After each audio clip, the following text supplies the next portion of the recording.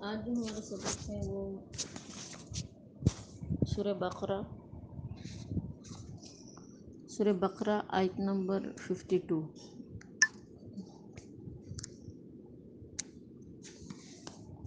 سورہ بقرہ آیت نمبر 52، یہاں سے انشاءاللہ ہمارا سبق چلے گا۔ تو دیکھیں انشاءاللہ شروع کرتے ہیں۔ اعوذ باللہ من الشیطان الرجیم، بسم اللہ الرحمن الرحیم۔ سورہ بقرہ آیت نمبر 52 میں بار بار بول رہی ہوں تاکہ آپ لوگوں کو سبق نکالنے میں آسانی ہو۔ ثم عفونا عنکم من بعد ذلک، پھر اس کے بعد بھی ہم نے تمہیں معاف کر دیا۔ لعلکم تشکرون، تاکہ تم احسان مانو میرا، یعنی تاکہ تم شکر ادا کرو۔ ہم نے کل بنی اسرائیل کے کچھ واقعات پڑھے تھے۔ ایک تو فرعون کے ہلاکت کا واقعہ ہم نے پڑھا تھا، اور دوسرا واقعہ جو تھا کہ انہوں نے کس طریقے سے بچھڑے کو معبود بنایا۔ تو اس آیت میں اللہ رب العزت فرماتے ہیں کہ دیکھو تم نے شرک کیا، اتنے بڑے گناہوں میں تم ملوث ہوئے، اللہ کے ساتھ شرک تم نے کیا کہ بچھڑے کی عبادت شروع کر دی، لیکن پھر بھی ہم نے تمہیں معاف کیا۔ من بعد ذالک، تمہاری اس حرکت کے بعد، لعلکم تشکرون، تاکہ تم اللہ کا احسان مانو، یعنی اللہ کا شکر ادا کرو۔ یعنی جب تم نے توبہ کی تو ہم نے تمہیں معاف کر دیا، تمہارے گناہوں کو مٹا دیا۔ تو دیکھیں توبہ کے بارے میں مختصراً آپ کو بتاتے ہوئے چلوں کہ توبہ ایک ایسی چیز اللہ پاک نے انسان کو عطا کی ہے کہ حدیث پاک میں آتا ہے کہ اللہ کے نبی کریم صلی اللہ علیہ وسلم نے ارشاد فرمایا کہ جس شخص نے توبہ کی اپنے گناہ پر سچے دل سے، تو فرمایا کہ کمل لا ذنب لہ، اس کی مثال ایسی ہے گویا کہ اس نے گناہ کیا ہی نہیں۔ یعنی اللہ پاک اس کے اعمال نامے سے اس کے گناہ کو بالکل مٹا دیتے ہیں، ختم کر دیتے ہیں۔ اس گناہ کے بارے میں قیامت کے دن اس سے پوچھ گچھ نہیں ہوگی، یعنی اعمال نامے سے وہ گناہ بالکل ریز کر دیا جاتا ہے، مٹا دیا جاتا ہے۔ لیکن یہ بات بھی ساتھ ساتھ آپ کو بتاتی ہوئی چلوں کہ دیکھیے گناہوں کے کچھ اثرات بھی ہوتے ہیں، نیکیوں کے بھی اثرات ہوتے ہیں، گناہوں کے بھی اثرات ہوتے ہیں۔ جو گناہ ہم کرتے ہیں اس سے ہم توبہ بھی کر لیتے ہیں تو ہمارے اعمال نامے سے رب کریم ہمارے گناہوں کو مٹا تو دیتے ہیں، اس پر ہماری گرفت بھی نہیں ہوتی، لیکن ان گناہوں کی نحوست ہوتی ہے کہ اس کے ذریعے سے ہمارا ایمان جو ہوتا ہے وہ کمزور پڑ جاتا ہے، اور ایمان کی کمزوری کی حد بعض اوقات یہاں تک پہنچ جاتی ہے کہ جیسے ہم سب کے ایمان آج کل ہے کہ نہ تو گناہ کرنے پر ہمیں شرمندگی ہوتی ہے، نہ ندامت ہوتی ہے، اور بعض اوقات ایمان ہمارا اتنا کمزور ہو جاتا ہے کہ گناہ ہم کرنا بھی چاہے تو آرام سے کر لیتے ہیں، یعنی ہمارے اندر اتنی تقویت نہیں ہوتی کہ ہمارا ایمان ہمیں اس گناہ سے روکے۔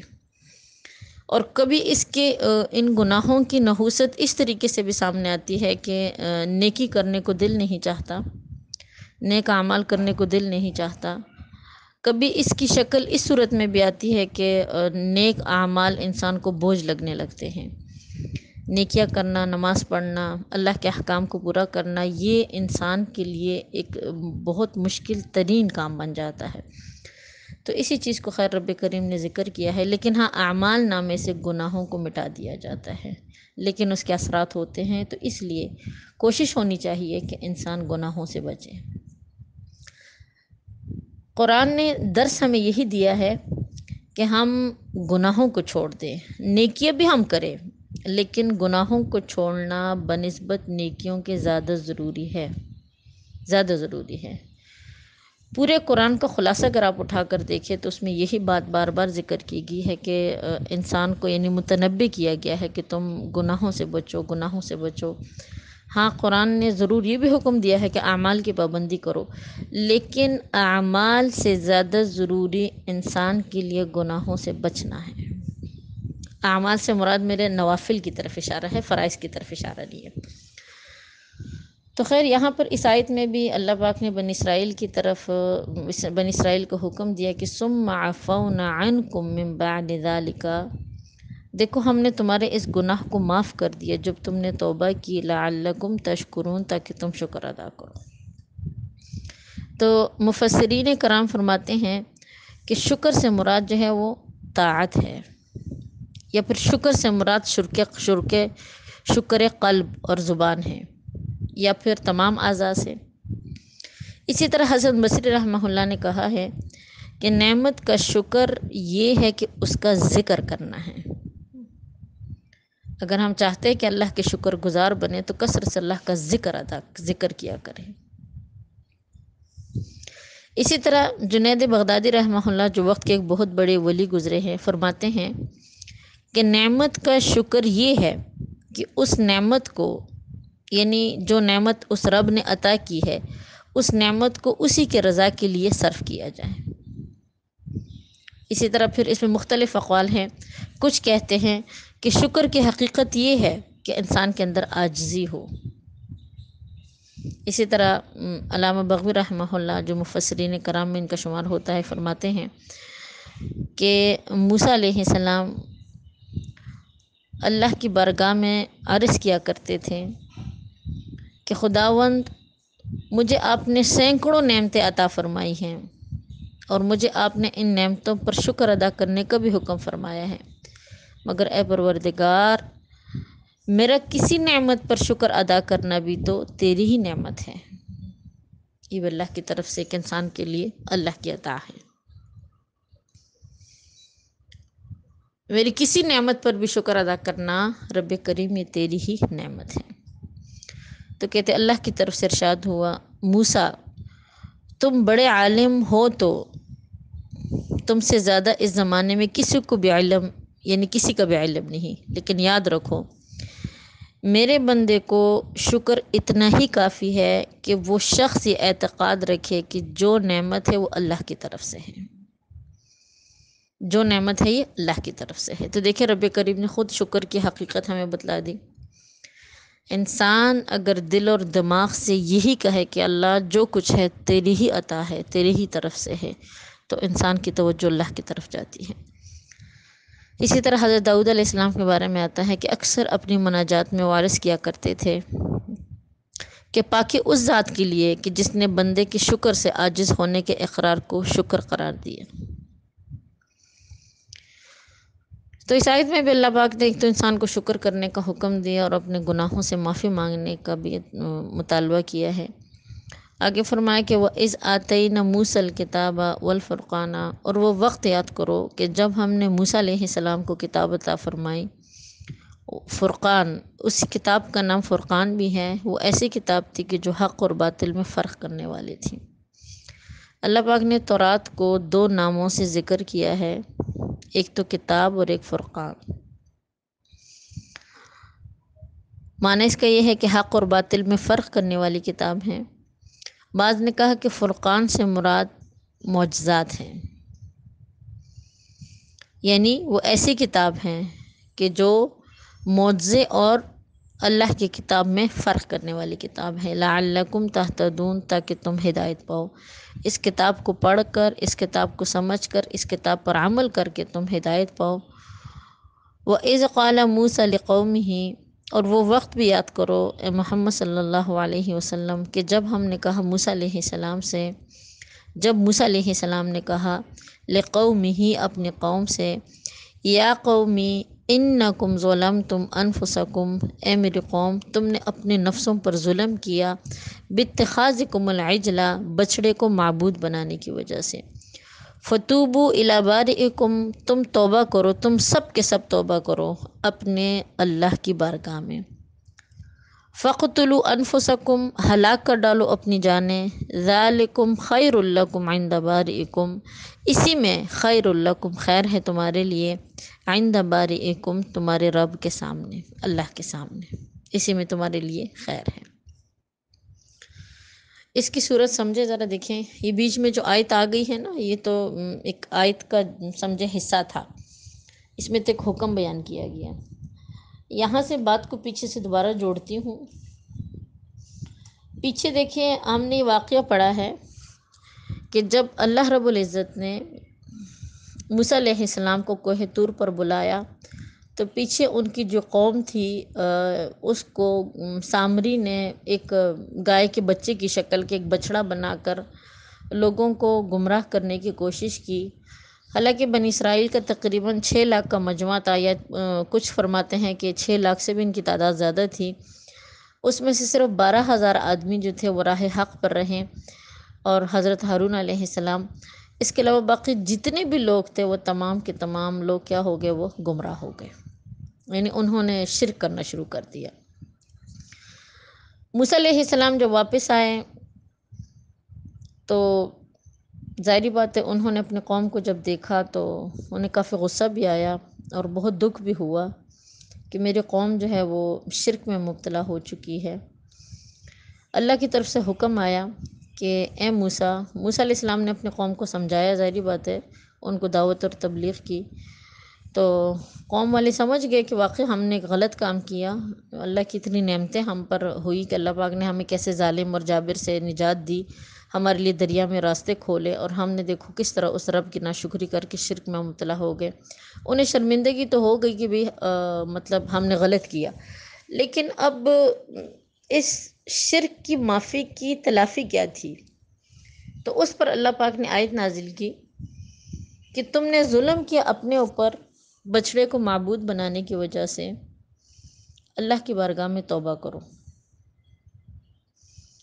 اب توبہ کرنے کا کیا طریقہ تھا؟ مطلب یہ ہے کہ توبہ کی تکمیل کے لیے تم میں سے جو بری ہے، یعنی جنہوں نے شرک نہیں کیا، وہ مجرموں کو قتل کریں، یہی توبہ کا تتمہ ہوگا۔ یعنی خود الفاظ سے تمہاری توبہ قبول نہ ہوگی، بلکہ اس کے لیے تمہیں ایسا کرنا پڑے گا۔ یعنی آیت کے معنی یہ ہوں گے کہ تم اپنے لوگوں کو قتل کر دو، یہی توبہ ہے۔ اب دیکھیں اس کی وجہ یہ تھی کہ یہ قتل شرک سے پاک کرنے کے لیے اللہ پاک نے کروایا۔ ایک تو اس نے قرآن نے ہمیں درس دیا کہ جو مشرک ہے وہ اتنا پلید ہے، وہ اتنا یعنی ناپاک ہے، اس کا بدن اور اس کے اعمال اتنے ناپاک ہیں کہ قرآن نے اس کو قتل کرنے کا حکم دیا ہے۔ لیکن اس میں کچھ وجوہات ہوتی ہے، ڈائریکٹ اس طرح مشرک کو مارنا تو خیر وہ والی بات نہیں، لیکن اس کی بہت ساری وجوہات تھیں۔ دوسری بات یہ کہ حیات ابدی اور دوسروں تک صحیح دین پہنچانے کا واحد ذریعہ بھی یہی ہے۔ حضرت موسیٰ علیہ السلام نے یہ فرمان اپنی قوم کو سنایا تو کہتے سب کے سب نے یہ حکم سن کر عرض کیا کہ ہم اپنے موسیٰ کے حکم پر دل سے صابر ہیں۔ تو خیر وہ سب کے سب ایک صحن میں اپنی چادروں سے اپنے آپ کو چھپا کر سر کو جھکا کر بیٹھ گئے، اور حکم ہوا کہ اگر کوئی بھی اپنے یعنی اپنے منہ کو کھولے گا یا پھر نگاہ اٹھا کر قاتل کو دیکھے گا یا ہاتھ پیر کے ذریعے سے بچنے کی کوشش کرے گا تو وہ ملعون ہوگا، یعنی اس کی توبہ قبول نہیں ہوگی۔ بڑی سخت آزمائش تھی اللہ کی ان پر۔ خیر تو کہتے سب کے سب نے حکم الہی کی تعمیل کی، اپنی اپنی گردنیں کھول دی، ہاتھ پیر کے ذریعے سے مطلب بچنے کی انہوں نے کوشش بھی نہیں کی۔ لیکن مجرمین میں جو مجرمین تھے، ظاہر بات ہے وہ کسی کا بھائی، کسی کا بیٹا، کسی کا باپ تھا، یعنی عزیز اور اقارب تھے، قریبی رشتہ دار تھے، کوئی دوست تھا تو کوئی بیٹا تو کوئی بھائی۔ تو جب انہوں نے یعنی جنہوں نے شرک نہیں کیا تھا انہوں نے اللہ کے حکم سے تلوار اٹھائی ان کو قتل کرنے کے لیے، تو کہتے کہ محبت اور شفقت کی وجہ سے تلوار ان کے ہاتھوں سے چھوٹ گئی، اللہ کے حکم کی تعمیل نہ ہو سکی۔ تو ان سب نے تقریباً یہ 12,000 لوگ تھے، کہتے ان سب نے موسیٰ علیہ السلام سے عرض کیا کہ یا نبی اللہ صلی اللہ علیہ وسلم ہم کیا کریں، ہم تو مغلوب ہو گئے، یعنی ہم چاہتے تو نہیں ہیں کہ ہم اللہ کا حکم پورا نہ کریں، لیکن وہ تعلق، وہ رشتہ، وہ محبت، اس کی بنا پر ہم مار نہیں سکے ان کو۔ تو کہتے اللہ رب العزت نے زمین سے بخارات اور آسمان سے ایک سیاہ ابر بھیجا، اور اتنی تاریکی چھا گئی، اتنا اندھیرا ہو گیا کہ کوئی ایک دوسرے کو نہ دیکھتا تھا، اور کئی روز تک یہ قتل جاری رہا، صبح سے شام تک برابر قتل کرتے تھے۔ جب بنی اسرائیل کی کثرت سے لوگ مقتول ہوئے، کئی دن تک یہ قتل کا سلسلہ چلتا رہا۔ تو کہتے حضرت موسیٰ علیہ السلام اور ہارون علیہ السلام نے برگاہ الہی میں رو رو کر دعا فرمائی کہ خدا کریم، بنی اسرائیل ہلاک ہوتے جا رہے ہیں، اپنا رحم فرمائیے، یا اللہ ان کے گناہ کو معاف فرما دیجیے۔ تو اللہ رب العزت نے اس سیاہ ابر کو ہٹا دیا، وہ جو کالا سیاہ ابر تھا وہ ہٹا دیا، اور حکم بھیجا کہ اب قتل نہ کریں۔ جب ابر کھلا تو دیکھا گیا ہزاروں آدمی مارے گئے۔ حضرت علی رضی اللہ تعالیٰ عنہ فرماتے ہیں کہ مقتولین کی تعداد تقریباً 70,000 تھی، یعنی 70,000 لوگ مارے گئے تھے۔ کہتے یہ دیکھ کر حضرت موسیٰ علیہ السلام کو بہت زیادہ غم ہوا، تو اللہ رب العزت نے وہی بھیجی کہ موسیٰ، کیا تم اس پر راضی نہیں ہو کہ میں قاتل اور مقتول دونوں کو جنت میں داخل کر دوں گا، اور جو قتل ہوئے انہیں شہادت کا مرتبہ دوں گا، اور جو باقی رہ گئے ان کے گناہوں کو معاف کر دوں گا۔ تو اسی واقعے کو یہاں پر ذکر کیا گیا ہے، یعنی فرمایا گیا ہے کہ وَإِذْ قَالَ مُوسَىٰ لِقَوْمِهِ يَا قَوْمِ إِنَّكُمْ ظَلَمْتُمْ أَنفُسَكُمْ بِاتِّخَاذِكُمُ الْعِجْلَ، اے میری قوم، تم نے ظلم کیا اپنے اوپر بچڑے کو معبود بنانے کی وجہ سے۔ فَتُوبُوا إِلَىٰ بَارِئِكُمْ، تم توبہ کرو اللہ کی بارگاہ میں۔ فَاقْتُلُوا أَنفُسَكُمْ، اپنے آپ کو، اپنے نفسوں کو قتل کرو۔ ذَلِكُمْ خَيْرٌ لَكُمْ، اس میں خیر ہے تمہارے لیے، عند بارئکم، تمہارے رب کے سامنے۔ فتاب علیکم، پھر اللہ پاک تم پر متوجہ ہوئے، یعنی اے موسیٰ، اگر تم قتل کرو گے تو اللہ پاک تمہاری توبہ قبول کرے گا، اور اللہ پاک نے اس طریقے سے ان کی توبہ قبول کی۔ انہو هو التواب الرحیم، بے شک اللہ کی ذات جو ہے وہ توبہ قبول کرنے والی اور مہربان ہے۔ تواب کے معنی کثرت سے توبہ قبول کرنے والا یا توبہ کی توفیق دینے والا ہے۔ اللہ رب العزت کی طرف سے موسیٰ علیہ السلام کو حکم ہوا، تو انہوں نے اللہ کا حکم قوم کو سنایا، اور انہوں نے ایسا ہی کیا۔ اس طریقے سے اللہ پاک نے ان کی توبہ کیا کر دی، قبول کر دی۔ لیکن توبہ کی قبولیت کی ایک بہت سخت ترین صورتحال تھی۔ اللہ پاک نے ان سب کو معاف کر دیا، جو قتل ہوئے ان کو شہادت کا مرتبہ عطا کیے۔ اسی طرح اللہ کے انعامات میں سے یہ بھی ایک نعمت تھی کہ اللہ پاک نے ان کو شہادت نصیب کی، جو بچ گئے ان کے گناہوں کو بالکل معاف کر دیا۔ آگے اللہ پاک فرما رہے کہ وَإِذْ قُلْتُمْ يَا مُوسَىٰ لَن نُؤْمِنَ لَكَ،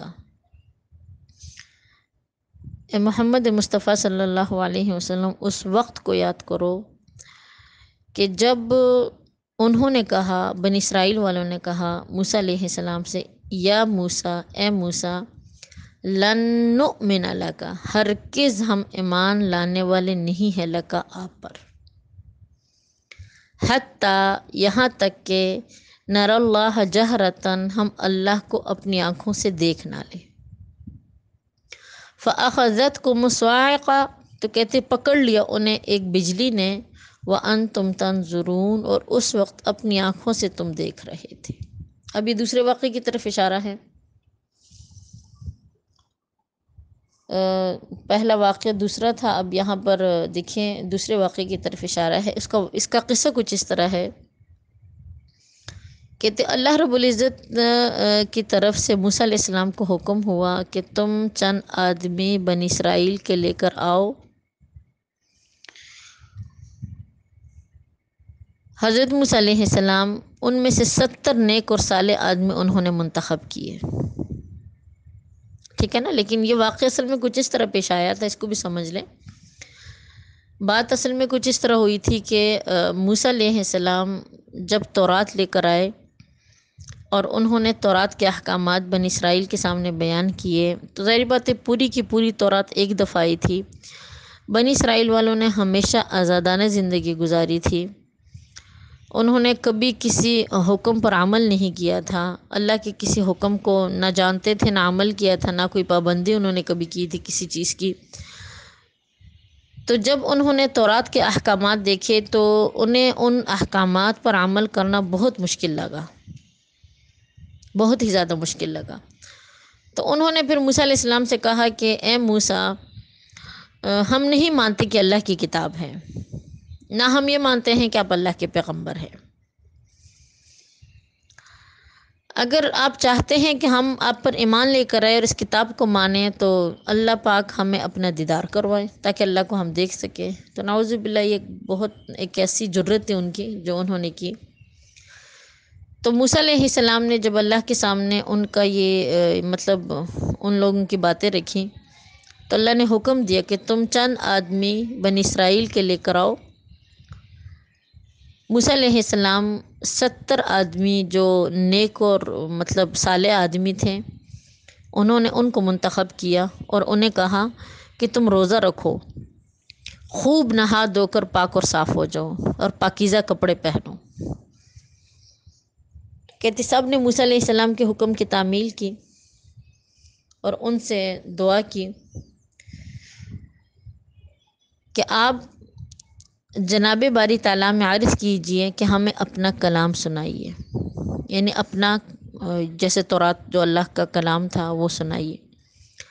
جب موسیٰ علیہ السلام پہاڑ کے قریب ہوئے تو کہتے ایک ابر یعنی بادل ایک ستون کی طرح نمودار ہوا اور سارے پہاڑ کو اس بادلوں نے گھیر لیا۔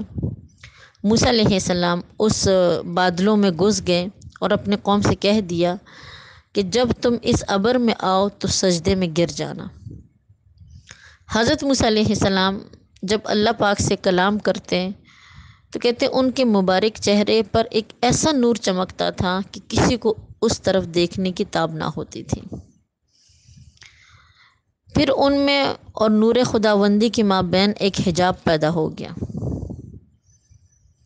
کہتے انہوں نے سنا کہ اللہ تعالیٰ حضرت موسیٰ علیہ السلام کو امر اور نہیں فرماتا ہے، یعنی حکم دیتا ہے کہ تم اپنے قوم کو برائی سے منع کرو، ان کو نیکی کی طرف بلاؤ۔ اور انہوں نے یہ بھی سنا کہ اللہ نے فرمایا کہ بے شک میں اللہ ہوں، میرے سوا کوئی معبود نہیں، میں قاہر ہوں، میں نے تمہیں اپنی قوت شدیدہ سے مصر سے نکالا، تم میری ہی عبادت کرو، کسی غیر کی عبادت نہ کرو۔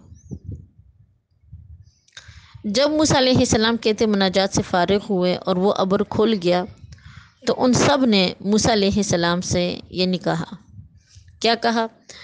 یا موسیٰ لن نؤمن لک، اے موسیٰ ہرگز ہم تیرے یقین نہیں کریں گے، یعنی ہم تمہارے کہنے سے ہرگز ایمان نہ لائیں گے، یا معنی یہ ہے کہ ہم ہرگز اس بات کا اقرار نہیں کریں گے کہ اللہ نے تمہیں تورات عطا فرمائی ہے اور تم سے کلام کیا ہے یا تم نبی ہو، حتی نر اللہ جہرا، یہاں تک کہ ہم دیکھ نہ لے اللہ کو کھلم کھلا۔ تو نعوذ باللہ یہ ایک ان کی کیسی حرکت تھی کہ بہت سخت گھٹیا قسم کے الفاظ تھے ان کے۔ فَأَخَذَتْكُمُ الصَّاعِقَةُ، جیسے انہوں نے الفاظ کہے تو کہتے پکڑ لیا انہیں کڑک نے، اس سے مراد موت ہے۔ بعض نے کہا کہ صاعقہ سے مراد آگ ہے جو آسمان سے آئی اور انہیں جلا دیا۔ وَأَنْتُمْ تَنْظُرُونَ، اور تم دیکھ رہے تھے۔ معنی یہ ہے کہ تمہیں جو مصیبت پہنچی اسے تم دیکھ رہے تھے، یا مراد آگ ہے، مطلب یہ ہے کہ اس مصیبت کا اثر تم دیکھ رہے تھے، یا وہ جو آسمان سے آگ آئی اور اس کی وجہ سے تمہیں پر موت طاری ہوئی، ان تمام چیزوں کے تم خود گواہ ہو، تمہارے سامنے یہ چیزیں تھیں۔ جب ان سب پر تقریباً 70 آدمی تھے، جب ان پر موت طاری ہوئی تو موسیٰ علیہ السلام بہت زیادہ یعنی پریشان ہو گئے۔ جب سب کے سب ہلاک ہو گئے تو کہتے موسیٰ علیہ السلام نے اللہ کی بارگاہ میں رونے لگے، آہوزاری کرنے لگے اور عرض کرنے لگے، اے رب کریم میں بنی اسرائیل کو کیا جواب دوں گا؟ ان میں جو لوگ بزرگ لوگ تھے وہ آپ نے ہلاک کر ڈالے۔ اور کہتے اس کے بعد پھر موسیٰ علیہ السلام نے اللہ سے التجا کی کہ ربی لو شئت اہلکتہم من قبل و ایایا افتہلکنا بما فعل السفہاء منا۔ اے پروردگار اگر تو چاہتا تو پہلے ہی ان سب کو مجھ سمیت ہلاک کر دیتا۔ یا اللہ ہمیں اس حرکت پر جو یہ بے وقوف کر بیٹھے ہلاک نہ کیجیے۔ موسیٰ علیہ السلام برابر اللہ پاک سے دعا مانگتے رہے۔ اللہ کی رحمت میں جوش آیا۔ کہتے یہ جو لوگ تھے 70 آدمی، ایک دن اور ایک رات کوہ طور پر مرے ہوئے تھے، یعنی ایک دن اور ایک رات ان پر گزر گیا تھا مرے ہوئے۔ موسیٰ علیہ السلام مسلسل اللہ سے دعا کرتے رہے تو اللہ پاک نے ان کی دعا قبول کی اور ان سب کو ایک کے بعد دوسرے کو زندہ کر کے اٹھایا۔ جو زندہ ہو کر اٹھتا تھا وہ دوسرے کو دیکھتا تھا۔